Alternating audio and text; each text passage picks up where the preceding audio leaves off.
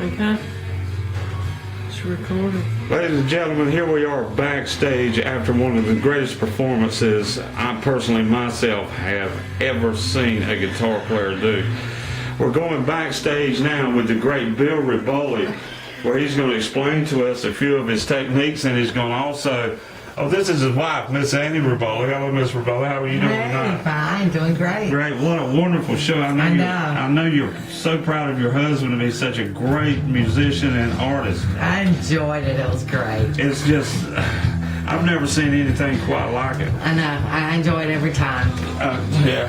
Well, and here he is right now, ladies and gentlemen. This is the great Bill Reboli, greatest, probably one of the world's greatest guitar players. Mr. Reboli, thank you so much for just a wonderful performance and a wonderful show tonight. Thank you. As you know, Mr. Reboli is a man of not a whole lot of words, but anyway, he said he would grace us with having given us some answers to a few questions that the fans have. Mr. Reboli, how many guitars do you own now? One fan wrote in and asked us about that. Right now, 72. 72 guitars. Do you take them on tour with you all the time? I only take 3 with me. Just 3 guitars? As you can see, Mr. Reboli only needs 3 guitars, on tour. So, what's the name of the new album, Mr. Reboli? Oreos and Chips Ahoy. Oreos and Chips Ahoy. I could hardly wait. I must admit I did hear that through the multimedia that was the name. I guess you can't keep things a secret nowadays. But look, how do you deal with all the touring and all the being on the road all the time? Well, I'll tell you, it's hard. It's a hard life. And but my dad always told me, do what you want to do, son. And so that's what I do. You heard it from the man himself.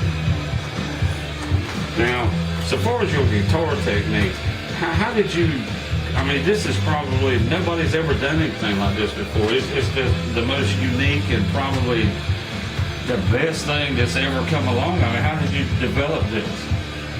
I press my finger on the string. I'm motivated by my thoughts that tell me to put my finger on the string, and that's what I do. I put my fingers on the string. He puts his fingers on the strings, ladies and gentlemen. Can you believe that? That's just, what a humble human being. I asked such a question, instead of him making me look like an idiot, he said something like that. Where you guys gonna be next? We're planning a North American tour up in Canada.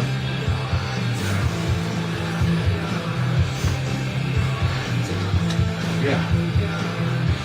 You heard it, folks. A North American tour up in Canada.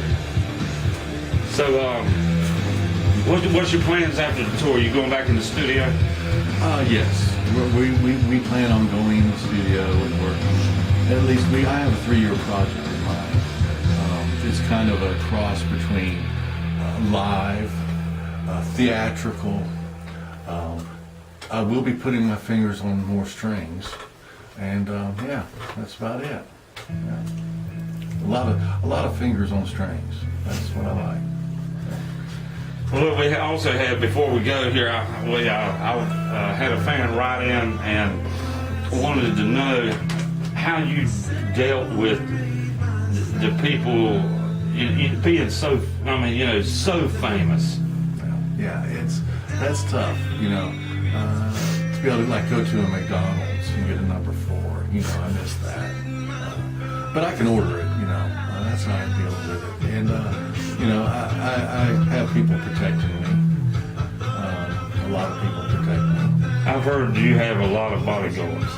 Yeah, you can say that. The 88 sort of had nothing on my crew. Yeah.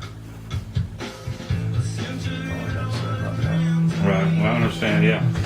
But anyway, Listen, before we go, I got one more thing I would like to ask you is, what sort of, to like an up and coming guitar player, some of the young kids and stuff, what would be your advice to them? Zip your pants after you piss. That's probably the best thing.